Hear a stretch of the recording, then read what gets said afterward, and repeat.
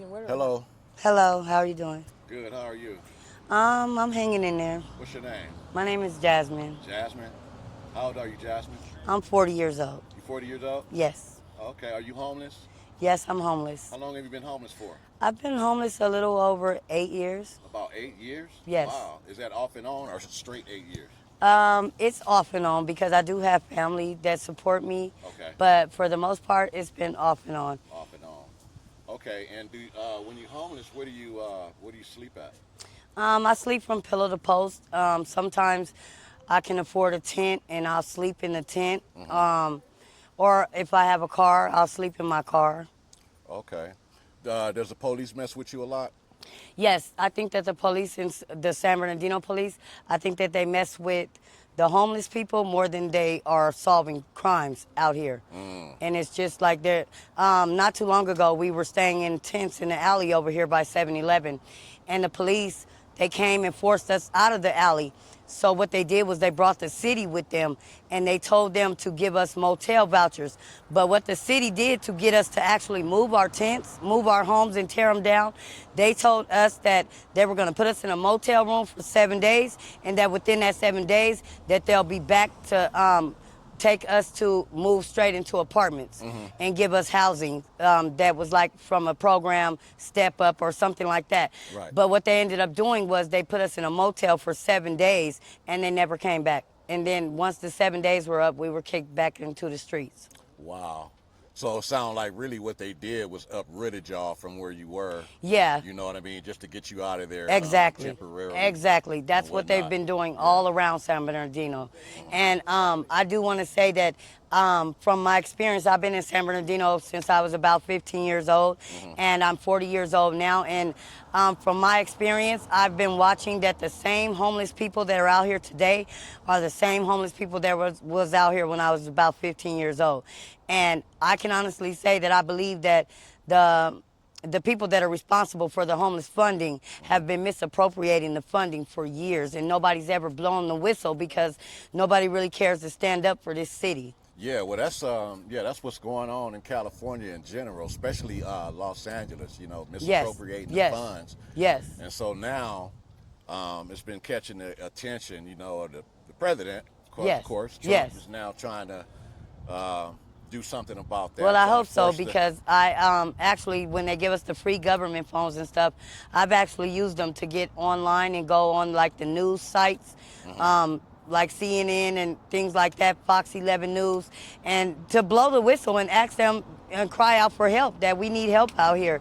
Because all of this funding, you always read in the news that San Bernardino itself is getting all these millions of dollars, but it never comes out of the office. And when it does come out of the office, we have to jump through hoops just to qualify for the places. Like, how do you expect to pull somebody out of a field living in a tent and then tell them that they got to pay $150 for an application fee? Like, we don't wow, have that type of money if we're living out here in the fields and stuff, you know? wow, yeah. So it's not as easy as they make it sound. Right. They may have reconstructed the criteria that makes you eligible, but what they forgot to reconstruct was the housing cost itself.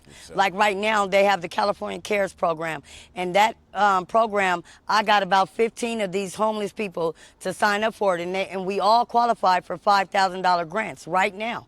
And they're saying to us that they're not going to be responsible for the application fee and the holding deposit. But why wouldn't that be included if it's $5,000? And if whatever we don't pay to move in has to be sent back to them? I think it's all a front. It's just like you guys are keep coming with these loopholes that were falling through the cracks, you know? It's always something. Yeah, wow. Yeah. Well, hopefully, we'll see what happens. I mean, Trump right now is really putting pressure, on, well, the mayor of Los Angeles, Yeah. and Governor Newsom, to actually do something about the homeless problem, because it's been going on for years, and billions and billions of dollars of funding, Are and unaccounted nothing for. has actually changed or whatever. So Right. I guess we'll see what happens, here in the near future with the pressure, that's being put on California. Hopefully, you know, it'll be something positive and not negative toward something similar to what you just explained right now. You know what I mean? Right. Being Because if complicated you and go stuff through like San that. Bernardino, we do have a lot of empty lots and things like that that are real big empty lots. Yeah. That why not slap housing projects and things like that right there? I've always thought that. I've Right. seen What so do many. they do with all this extra land that's Right. just there, like Yeah. this one across the street that's just collecting dust, like, Yeah. Yeah. you know? And Yeah. then when people start going there and setting up tents, as so as not to be on the front line, and then they still kick us out of there. It's like, what do we have? Where do we go? Right. You know? Right. And then they'll tell us to go to the city hall and get these vouchers, and when we get there, they've given them to who we don't know because nobody's gotten off the street yet. Yeah. Like the homeless community around here, we pretty much know each other.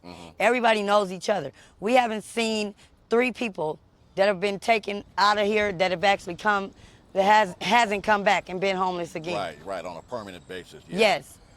You know, you would be a good candidate for speaking at city council or something. Yes, You- I was just you speaking should- to the city people when they put us in the motel rooms, and they told me that in order to make a change that I would have to first start a petition, write a petition, and get everybody to sign it, and then I would have to go and attend the city hall meetings or the city town You meetings should. Why don't you do that?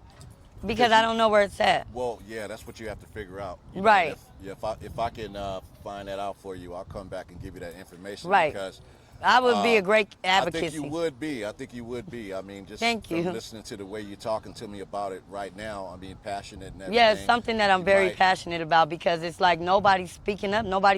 We don't have a voice. Yeah, You know, yeah. and everybody's so wrapped up in their own daily survival that nobody really cares, that they don't know that a simple, once somebody standing up and having a voice for the rest of us can make a whole change for the lot of us, you know? Right. And right. so I would definitely be willing to be that person if I was, you know, informed on where to go and what to do. But Okay. Well, if I get that information, I'll come back okay, thank you and so give much. it to you, and then you know you can maybe attend a council meeting or something and speak up on it like you know. Like Great, you I are would right love now, that. You know what I mean? You might make a difference. You never I know. would love that. Yeah. Right, right. So, what is the hardest part for you about being homeless? Pretty much just staying clean. Staying clean? Staying clean and you know, not acquiring any type of bug bites and things like that, and staying healthy. Well, you look healthy and clean right now. How do you do it? Well, what I do have friends and family that I can go to their homes, you know, throughout the day and shower and whatnot. Okay. We have laundromats around here that I go to, but for the most part, our food and stuff like that, it really comes from the churches. They help tremendously. The churches in our city are amazing Right. when it comes to feeding the homeless. Gotcha. It's like you can't ever be, we may be homeless, but we're never hungry. Yeah. Because there's somewhere every single day of the week that they're going to come to us. They're going to bring us Meals on Wheels and all that. So we're really grateful for our community churches. Yeah. Well, good for you. Well, I think that's about it that I have for you. It was nice talking to you, You too. and hope everything works out, you know, in the Okay. near future for you. You have plans of getting yourself more grounded? Yes, actually I do. I'm going to this school right here on East Street, which is an adult education school. I tried to go and apply at Valley College, but I didn't qualify for the financial aid because they just made it a rule that you have to have your GED. So they Okay. sent me to this adult education school. So I do my GED online right there. All right. And I also have a settlement payout coming in January. So Okay.